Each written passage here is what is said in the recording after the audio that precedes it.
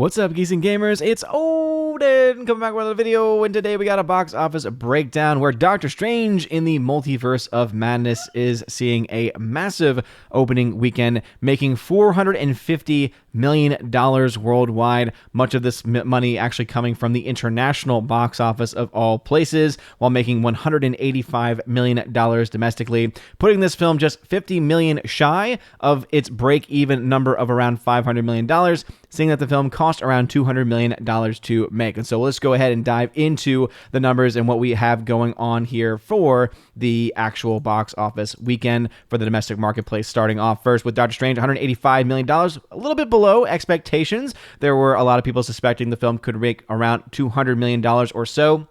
And it all comes down to there being a little bit of a weaker Saturday showing. And if having the typical Sunday drop-off with Mother's Day having been expected, it is what led this film to be underneath that $200 million mark as far as opening weekend. Either way, it's a very strong start for this movie, and it was able to easily make up anything that it did not make domestically in the international numbers to still push this film not only to $400 million, but to $450 million. And again, as I've been saying in previous videos on my own channel of OMB Reviews, I think that this film is well on its way to being able to be a billion-dollar film. Now, it's not going to get to the same heights of a Spider-Man No Way Home, because Spider-Man No Way Home was a better film and also had just really well-done nostalgia, whereas this film just has a complete mess of a plot that some of the normies are liking, but in general, there's nothing all that special to it, and so we'll have to, of course, wait and see what that Week 2 drop-off is going to be. But if it is a typical standard Week 2 drop-off, as many Marvel, MCU, and Disney-run MCU films specifically have, which is normally around the 70% range, somewhere between 60 and 70% in their second weekends normally, and it's not going to have any major competition for a little while, Doctor Strange will have some room to be able to stretch its legs a little bit and possibly even get to that billion-dollar mark. At the very least, hit its breaking-even point before the end of next weekend, probably sometime during this week. Coming in at number 2 is The Bad Guys with $9.7 million from Universal, 40% hold from the previous week, losing out on 200 screens. So in its third week of release, having a very strong hold, they obviously believe in this film enough to not take it out of too many screens up against Doctor Strange, and it is still making its way towards its own break-even point as well, and profitability. Sonic the Hedgehog 2 continues to outpace that of the original, making another $7.1 million domestically, dropping out of only around 400 screens, still after its fifth week of release. So again, a lot of faith in Paramount, from Paramount, and Sonic the Hedgehog doing very well here. Fantastic Beast and Where to Find Them. Fantastic Beast, The Secrets of Dumbledore, I should say, from Warner Brothers, $3.9 million, another 52% drop. And even though it's not the worst drop-off in the world, it did lose 911 screens, meaning this film is, again, going to maybe inch its way to $100 million, but could still even fall shy of that. And just as I suspected in the international numbers, because of Doctor Strange taking up the vast majority of those numbers, it is looking like this film is, let's just say that it doesn't have a lot of room left to make a lot of money at this point, based on the numbers as they currently stand. Everything Everywhere All at Once continuing to stand very strong, once again getting into the top 5 from A24, $3.3 million, a 40% hold. And even though that this film is in half the screens of Fantastic Beasts: Secrets of Dumbledore, and it's been out for 3 extra weeks, it's still doing about twice as well in the actual theaters. So again, this film making 3.3 versus 3.9 of Fantastic Beasts, once in its 4th week, once in its 7th week, and this film, again, in 1,500 screens versus 3,000. Go ahead and look at that per theater number. Fantastic Beasts is making around 1,200 a screen, whereas Everything Everywhere All at Once is making around 2,100 a screen. And so Everything Everywhere All at Once, the much better, I would say and argue, the much better multiverse film than Doctor Strange 2, I think is doing quite impressively, and again, is just around that number for them to be able to say, even though it's not an official break-even point, definitely one for them to be able to write off as a success in their book. The Northman drops to the number 6 spot, making $2.7 million, dropping another 56% in its third week of release, and as you can see, it's starting to drop out of theaters, and unfortunately, this film just had way too much of a budget, way too large of a budget, in order for it to be able to do much of anything at all. The Lost City, $2.5 million, a 35% hold, so again, strong holds there, and it is actually having made some money overseas.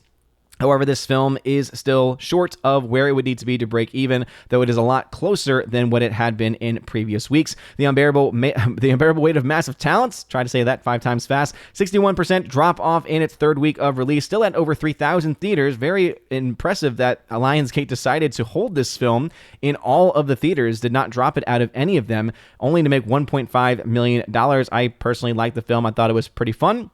That being said, 1.5 million, not all that impressive. Memory from Open Road, yes, the Liam Neeson film, in its second week of release, making only $1.2 million, a 61% drop, and even in its second week is already dropping theaters. Keep in mind that most movies, when they get released, the studios are able to work out deals so that they stay in theaters for 2 weeks without having to be dropped from anything. The fact that they're already pulling out this film from theaters is kind of telling me a bit more about the state of the movie. And then coming at number 10 is Father Stu, making another $800,000, but dropping out like a fly. And because we don't have any box office numbers as far as the actual production budget is concerned, cannot say whether or not the film is a success or not. So going ahead and look at the Doctor Strange numbers again, $450 million in the worldwide box office. At $265 million from the international markets is the biggest reason as to why this film is doing as well as it is. And as I've mentioned previously, it needs to make $500 million to break even. And I would say it's well on its way to making $1 billion. We, of course, will have a better understanding of that next weekend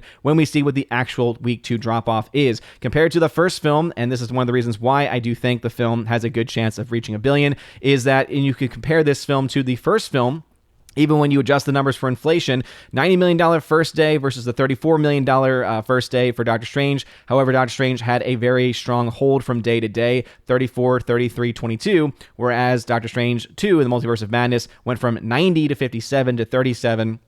And so much larger drops between the different days. Now, obviously, dealing with Mother's Day weekend here is going to be a bit of a reason as to why the Sunday number is as low as it is. But the fact that it's already twice the amount of where Doctor Strange was after its initial release is a pretty big tell. So again, that week 2 drop-off, the percentage drop-off is going to be a huge indicator, because if this film is able to continue to be around double the amount of that of the first Doctor Strange film, and the domestic box office for that first Doctor Strange film was around $246 million, it means that we could potentially see around $500 million or so for the domestic market, which means that if that's the case in the international market, again, $265 million is already where the second one is. $470 million was where we saw this other was where we saw the first film. As you, again, hopefully can imagine, that's the reason why I think that there could potentially be a good chance of the film getting to the $1 billion point and crossing it. And again, not getting anywhere close to the $1.9 billion of Spider-Man No Way Home, but still doing well